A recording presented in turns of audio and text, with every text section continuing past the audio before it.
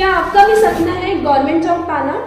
क्या आप भी घर बैठे बहुत ही कम फीस पर गवर्नमेंट जॉब की तैयारी करना चाहते हैं? क्या आप भी एक सीजी व्यापम टॉपर से गाइडेंस लेना चाहते हैं? तो डाउनलोड कीजिए गूगल प्ले स्टोर से योगेन साहू क्लासेस ऐप। यहाँ आप स्टोर में जाकर कोर्स परचेज कर सकते हैं।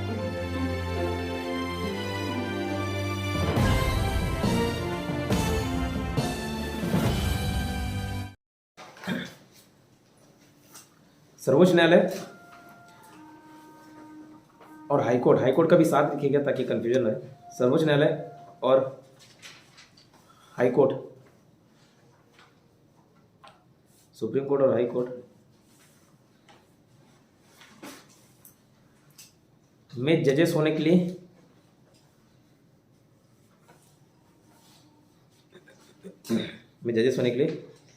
दो ही क्वालिफिकेशन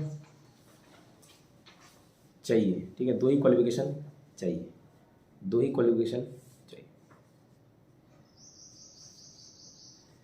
अब ऐसे बॉक्स बना लेना, बीच में लेफ्ट में लिखना सुप्रीम कोर्ट, राइट में लिखना हाई कोर्ट, वहीं पे। ठीक है, दो अलग अलग कॉलम करना, सुप्रीम कोर्ट और हाई कोर्ट।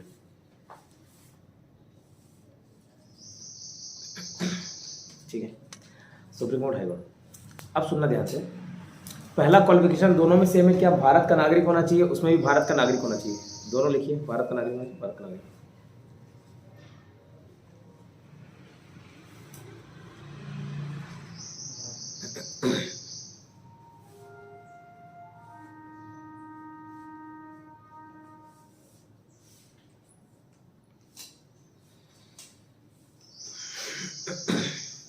ठीक है, अब दूसरा क्वालिफिकेशन सुप्रीम कोर्ट वाले में पहले सुनना क्या रहा। दूसरा क्वालिफिकेशन क्या है? दो ही क्वालिफिकेशन है। पहला भारत का नागरिक होना चाहिए, दूसरा वो एक तो कंडीशन दिया हुआ है आपका 5 साल हाई कोर्ट में जज रहा हुआ, एक या एक से अधिक हाई कोर्ट में। ठीक है, लेकिन कैसा 5 साल जज? सिंपल है रखना, पहला भारत का नागरिक, दूसरे में 3 ऑप्शन दिए जाएंगे आपको। 3 ऑप्शन में से कोई भी एक फॉलो कर लिए, मतलब दूसरा क्राइटेरिया आपका फॉलो गया। वो 3 में क्या ऑप्शन? पहला तो 5 साल का जज रहा हो या 10 साल एडवोकेट रहा हो। 5 साल या जज रहा हो किसी भी हाई कोर्ट में, 10 साल एडवोकेट रहा हो। ठीक है, ये दो भी नहीं है तो तीसरा ऑप्शन है कि अगर वो राष्ट्रपति के नज़र में कानून का ज्ञाता है तो भी ये दूसरा क्वालिफिकेशन क्वालिफाई कर जाएगा। ठीक है, तो दो ही क्वालिफाई, पहला भारत का नागरिक हो, फिर दूसरा में 3 ऑप्शन है। 3 ऑप्शन क्या? 5 साल जज रहा हो या 10 साल एडवोकेट रहा हो या भारत के राष्ट्रपति के नज़र में कानून का ज्ञाता हो। ठीक है, या बोल रहा हूँ, मतलब और नहीं है, और या में बहुत डिफरेंस है। और में तीनों क्वालिफाई करने पड़ते हैं, या में मतलब तीनों में से कोई एक भी हो तो ये क्या बन सकते हैं? सुप्रीम कोर्ट में जज बन सकते हैं। चीफ जस्टिस नहीं बोल रहा हूँ, सुप्रीम कोर्ट में जज, चीफ जस्टिस का आएगा।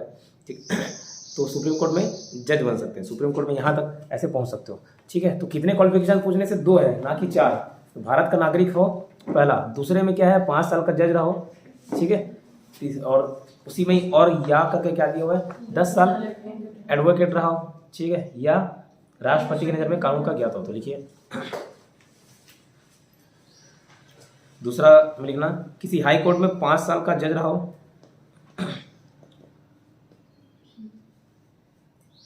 उसी में ही बीच में या करके फिर नीचे लिखना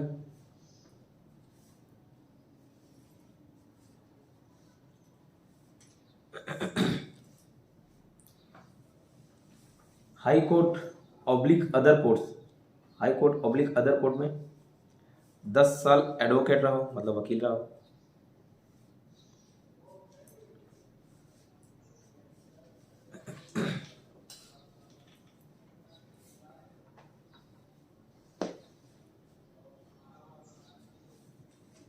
या लिखना राष्ट्रपति की नज़र में कानून का ज्ञाता हो।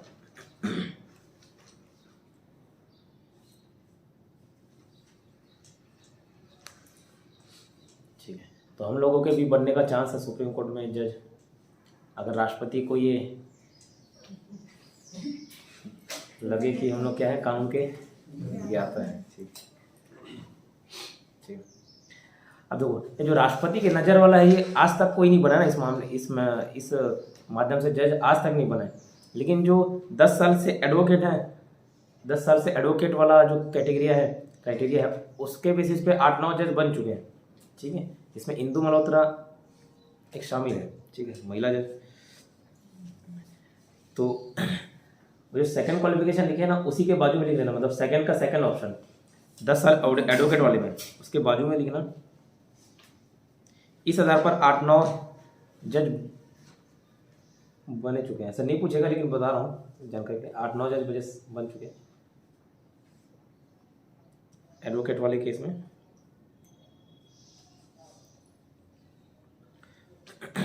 और उसी में लगना फर्स्ट कौन था, तो SM सीकरी। SM सीकरी आगे चल के वो CGI भी बनते हैं। तो SM सीकरी पहले पर्सन थे जो इस वकील कोटा से जज बने, मतलब कहीं 10 साल वकील रहा होगा लेकिन इतना नाम हो गया होगा, ठीक है, इतना जानकारी होगा, उनको क्या बना दिया गया, जज बना गया। ठीक, क्लियर। उसी में इंदु मल्होत्रा भी आती है, इंदु मल्होत्रा नहीं लिखोगे चलेगा, बस बता रहा हूँ, इंदु मल्होत्रा जजेस है सुप्रीम कोर्ट के। ठीक, तो ये 2 क्वालिफिकेशन किसके हो गए, सुप्रीम कोर्ट के जज। अब जस्ट नेक्स्ट हाई कोर्ट में लिखना, हाई कोर्ट में पहला लिखिए भारत का नागरिक होना चाहिए, दूसरा लिखिए हाई कोर्ट में लगातार 10 साल तक एडवोकेट रहा हो, हाई कोर्ट में 10 साल का एडवोकेट रहा हो, हाँ लगातार 10 साल तक एडवोकेट रहा हो।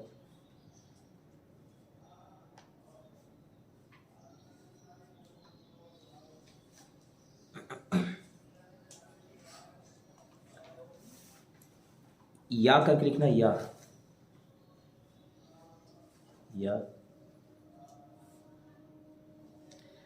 ऐसा व्यक्ति जो 10 साल ऐसा व्यक्ति जो 10 साल तक न्यायिक पद जुडिशियल पोस्ट, न्यायिक पद ऑब्लिक जुडिशियल पोस्ट धारण कर चुका हो।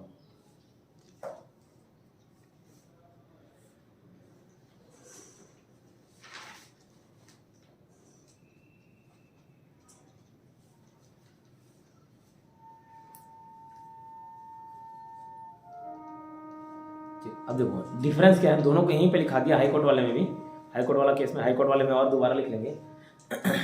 इधर क्या था 5 और 10 साल, सुप्रीम कोर्ट वाले मामले में क्या 5 और 10 साल, 5 साल क्या जज रहा हो हाई कोर्ट का, ठीक है, हाई कोर्ट का जज रहा हो, और 10 साल क्या एडवोकेट रहा हो हाई कोर्ट और दूसरे कोर्ट का मिला के, ठीक है। और राष्ट्रपति की नज़र में कानून का क्या था, हाई कोर्ट वाले में मामले में क्या होता है, वहाँ पे 5 साल 10 साल ना हो के क्या 10-10 साल है, लेकिन 10 साल कैसे, अब आज जज तो बनेगा, जज रहेगा तो और क्या, कहाँ से जज बनेंगे उसको, वहाँ तो पहले से जज 5 साल जज बोल रहे, सुप्रीम कोर्ट के जज बनने के लिए आपको 5 साल हाई कोर्ट में जज रहना चाहिए। अब यहाँ हाई कोर्ट में जज बनने के लिए हाई कोर्ट में जज थोड़ी ना होगी, तो यहाँ जज वाला कंसेप्ट नहीं है, क्या है एक एडवोकेट वाला कंसेप्ट है, 10 साल का प्रैक्टिस करना चाहिए उनको, कम से कम लगातार 10 साल प्रैक्टिस रहना चाहिए, बीच में ब्रेक नहीं। तो 10 साल लगातार कहाँ रहा हो, एडवोकेट रहा हो हाई कोर्ट में, या ऐसे व्यक्ति जो 10 साल तक न्यायिक पद धारण किया हो, न्यायिक पद जुडिशियल पोस्ट बहुत सारे PSC वगैरह के थ्रू भी निकलते हैं, जुडिशियल पोस्ट रहते हैं ना बहुत सारे पद, तो न्यायिक पद धारण किया होना चाहिए, न्यायिक पद रहना चाहिए, 10 साल एडवोकेट या 10 साल कोई जुडिशियल पोस्ट, या जैसे वहां पे राष्ट्रपति था वैसे यहाँ पे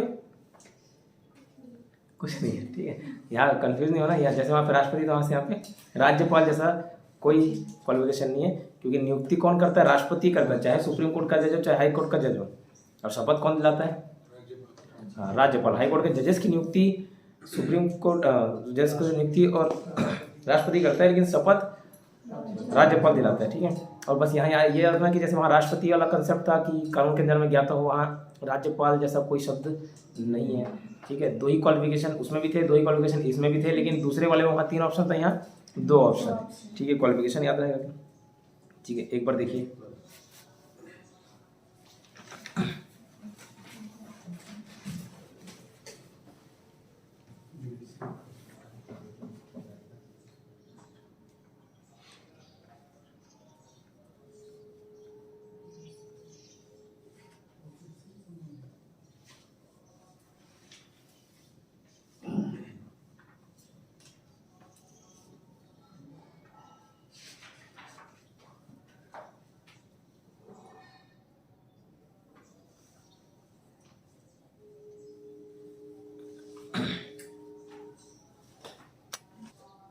ठीक है, अब आगे लिखते हैं याद हुआ।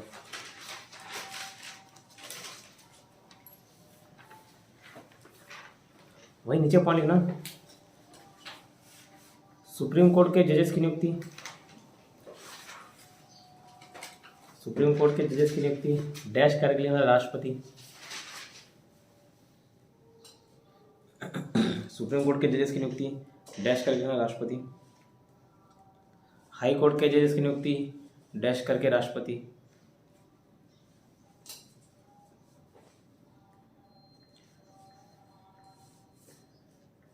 फिर सुप्रीम कोर्ट वाले में शपथ लिखना राष्ट्रपति, लेकिन हाई कोर्ट वाले में शपथ लिखना राज्यपाल।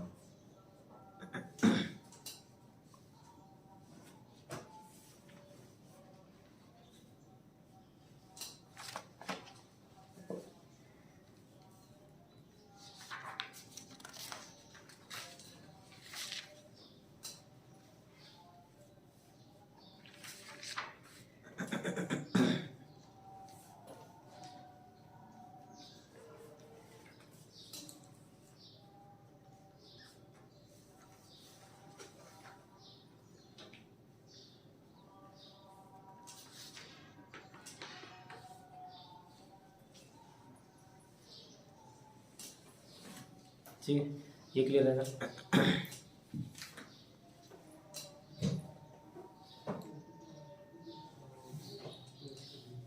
नेक्स्ट पॉइंट लिखना, एनजेक के बारे में बताता हूँ। एनजेक नेक्स्ट लिखो, next NJAC NJAC national judicial appointment commission.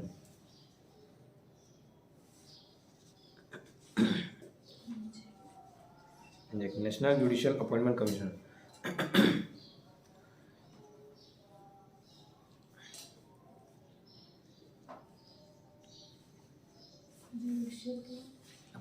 National judicial appointment commission, ये इसके नीचे पॉइंट लिखना, ये 1 जनवरी 2015 को 99 CA द्वारा, ये 99 CA द्वारा लागू हुआ। ठीक है, 99 CA मतलब कॉन्स्टिट्यूशनल अमेंडमेंट, 99 संविधान सभा में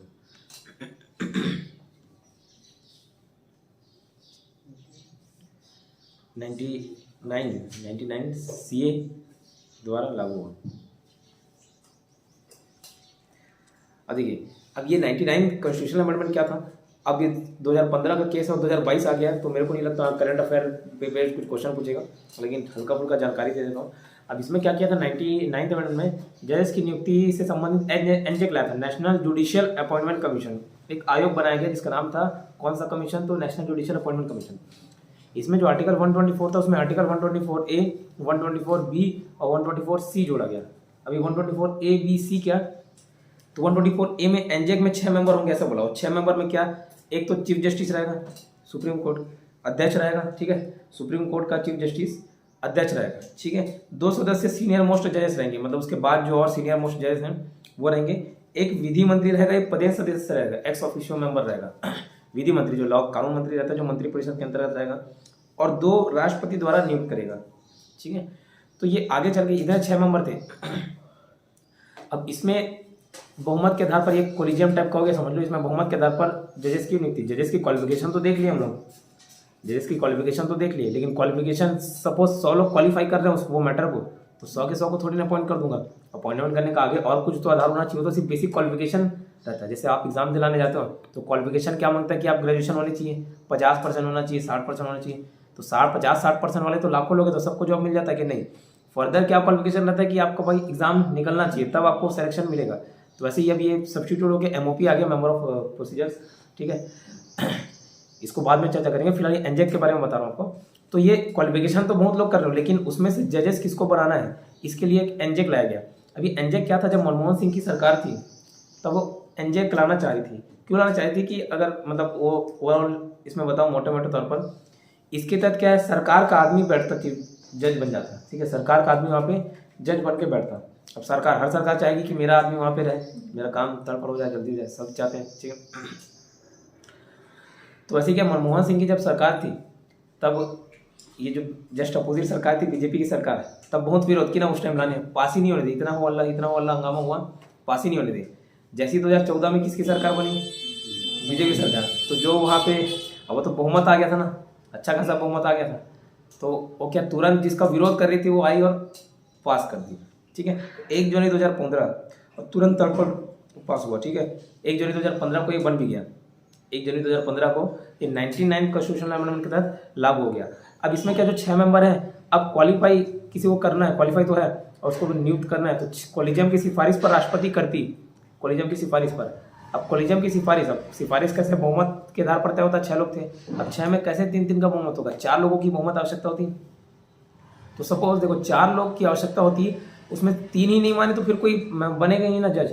अगर किसी को जो सरकार के खिलाफ रहता है या जो सत्यवादी है, समझ लो जो सही में न्याय करता है, ऐसा मेंबर को वहाँ कॉलेजियम में बात चल रही है इसको हटाना, तो अगर आगे नाम 4-2 से बहुमत से अगर भेजना है, उसका नाम तो भेजाएगा ही नहीं। कैसे नहीं भेजाएगा, एक व्यक्ति तो लॉ मिनिस्टर है जो खुद केंद्र सरकार का आदमी रहेगा, मंत्री है वो, और 2 कौन, राष्ट्रपति द्वारा नियुक्त रहेगा। राष्ट्रपति द्वारा नियुक्त है मतलब वो भी सरकार का ही आदमी है, तो 3 तो यहीं पे होगा जो उसको नहीं भेजेंगे, उधर 3 और इधर 3, उधर 3 कौन, सीजीआई और उसके 2 सीनियर मोस्ट जजेस, तो ये 3-3 कॉन्ट्राडिक्ट करेंगे, तो 4-2 से तो पास ही नहीं हो पाएगा, ठीक है, 4-2 से पास ही नहीं हो पाएगा।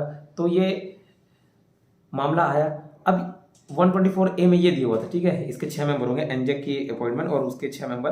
124B में उसके कार्यों का उल्लेख था, मतलब ये क्या क्या काम करेगी, और 124C में नेशनल जुडिशियल अपॉइंटमेंट कमीशन से संबंधित कानून बनाने का अधिकार संसद को दिया गया था। तो 124A-B-C इसके बारे में लिखाऊंगा नहीं, बस ये एनजेक बस कहानी बता दे रहा हूँ, शायद अब ना आए, है ना, 2015 में, 2016, 17, 18, 19 तक तो ये पूछा गया, उसके बाद शायद ना पूछा जाए।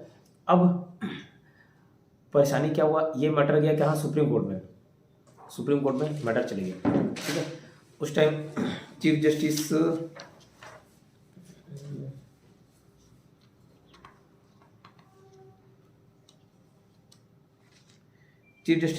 कौन थे, ध्यान नहीं आ रहा है, चीफ जस्टिस जो भी रहा, चीफ जस्टिस का तो मैटर गया, तो बोले कि ये मैटर मैं नहीं देखूंगा। क्यों नहीं देखूंगा, फिर अगर मैं देखूंगा तो इसमें मेरा हित जुड़ा हुआ है। क्यों हित जुड़ा हुआ है, क्योंकि 124A के तहत 6 मेंबर में से वो भी मेंबर थे, ठीक है, हो सकता है मैं प्रभावित कर दूं इसके निर्णय को, तो नहीं किए। उसके बाद 2 सीनियर मोस्ट जज तक गया, वो भी बोले मैं भी नहीं देखूंगा। क्यों नहीं देखूंगा, क्योंकि 2 मेरा भी नाम उसमें शामिल है, 2 सीनियर मोस्ट जजेस में, मैं नहीं देखूंगा, ठीक है। उसके बाद A-B-C मतलब जो फर्स्ट सेकंड थर्ड करके जो चौथे मेंबर थे वो थे JS कहर, सरदार जी हमारे। तो सरदार जी का मूड खराब हो गया देख देख के, उनको सिर्फ ये प्रावधान हटाना था, ये जो 124A में जो एनजेक अच्छा था बट उसमें कुछ जो प्रावधान थे वो गलत थे, जैसे 124A में, ठीक है। इसके तहत क्या सरकार अपने आदमी बैठाने का व्यवस्था कर रही थी उसमें, बस उसी पॉइंट को हटाना था, तो उसको कहा इसको हटाओ उसको हटाओ, उसको दिमाग मूड खराब हुआ, पूरा का पूरा 99 कॉन्स्टिट्यूशनल अमेंडमेंट ही डिलीट कर दिया गया। तो पहली बार ऐसा हुआ कि पूरा संविधान संशोधन ही डिलीट कर दिया गया, ठीक है। तो ऐसा किया जा सकता है कि हाँ किया जा सकता है, तभी किया गया, ठीक है।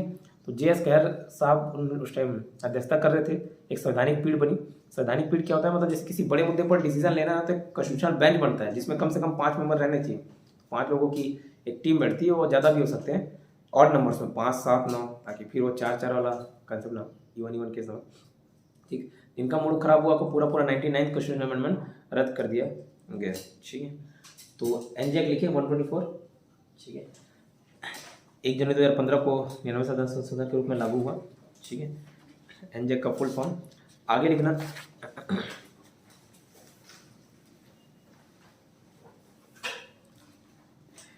ये मैटर सुप्रीम कोर्ट में गया, एनजेक वाला मैटर सुप्रीम कोर्ट में गया,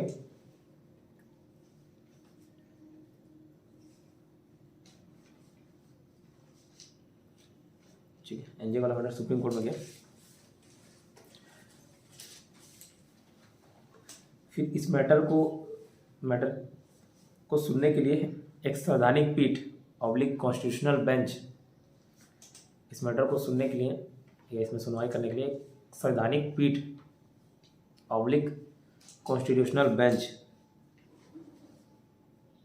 गठित किया गया, जिसके अध्यक्ष थे JS कहर,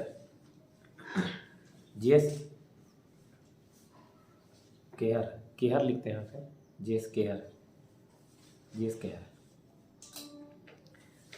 तो कहर ने सीधा क्या बरपा दिया, कहर बरपा दिया।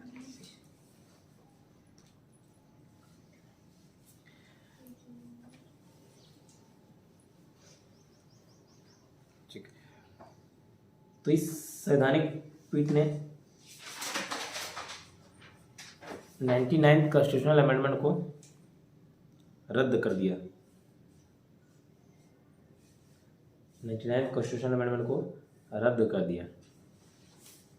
और ब्रैकेट में आधार लिखना, आधार किस बेसिस पर? तो सेपरेशन ऑफ पावर ऑब्लिक शक्तियों का पृथक्करण।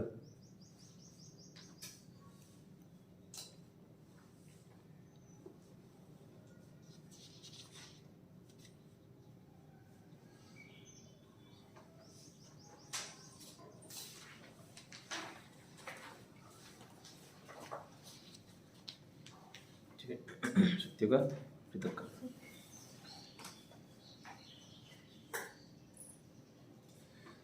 इतना क्लियर?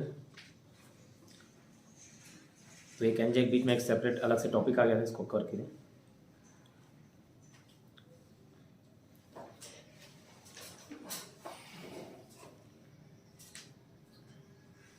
नेक्स्ट पॉइंट लिखिए, जजेस का रिटायरमेंट एज 65 साल है। जजेस का रिटायरमेंट एज डैश करेंगे ना 65 साल। जजेस का रिटायरमेंट एज 65 साल।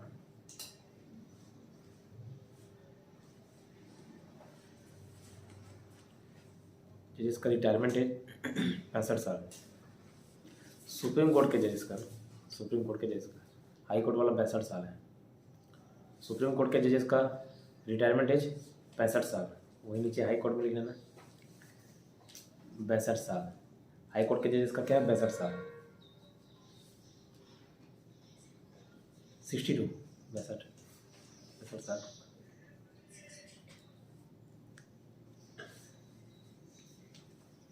ठीक है, दोनों के बाजू में मिनिमम एज लिखना। मिनिमम एज क्या होना चाहिए? क्या होना चाहिए बताओ? नहीं दिया मेंशन, ठीक है, संविधान में मेंशन नहीं है। देखिए मिनिमम एज की कोई क्राइटेरिया नहीं है, मिनिमम एज जैसा कोई क्राइटेरिया नहीं है। वो minimum age president, vice president, Lok Sabha सदस्य, राज्यसभा सदस्य, इनके मामले में दिया गया है। सुप्रीम कोर्ट के जजेस के मामले में कोई मिनिमम एज रिक्वायर्ड नहीं। ठीक है, तो मिनिमम एज जैसा कोई क्राइटेरिया नहीं, याद रहेगा।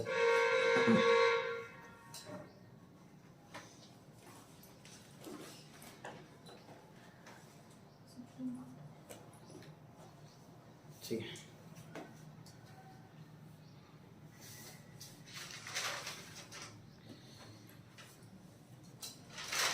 अच्छा सोच के बताना, जजेस रिटायर होके चुनाव लड़ सकते क्या?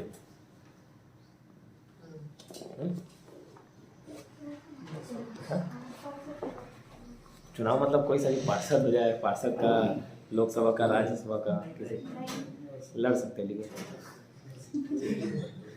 ठीक है, जजेस रिटायर होके चुनाव लड़ सकते। देखिए ये कहीं आगे लिखाऊंगा, जजेस कहीं प्रैक्टिस नहीं कर सकते। सुप्रीम कोर्ट को जो जज है ना, वो प्रैक्टिस नहीं कर सकता, मतलब बोले जज के बाद मैं वकील के रूप में प्रैक्टिस कर लूँ, नहीं कर सकता। लेकिन हाई कोर्ट का जज है वो प्रैक्टिस कर सकता है।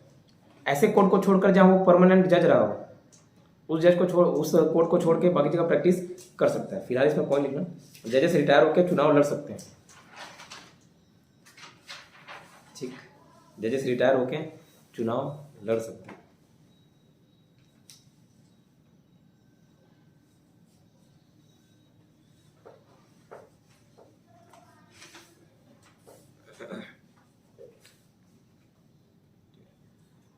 तो एक सुप्रीम कोर्ट के जज थे सुब्बा राव, है ना, सुब्बा राव, और एक क्या कृष्ण अय्यर।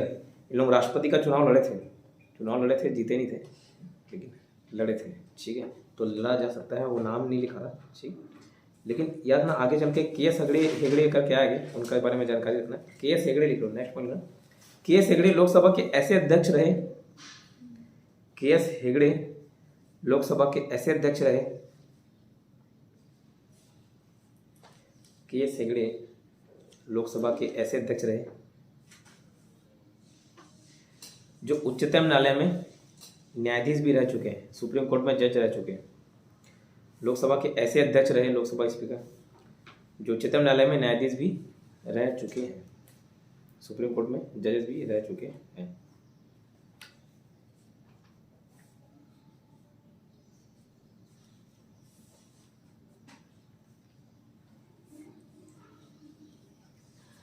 अब देखो, लोकसभा स्पीकर बना मतलब वो लोकसभा का चुनाव जीता होगा, ना, तो चुनाव लड़ा होगा तभी तो जीता होगा। वही सुप्रीम कोर्ट का जज था KS हेगड़े, ठीक है।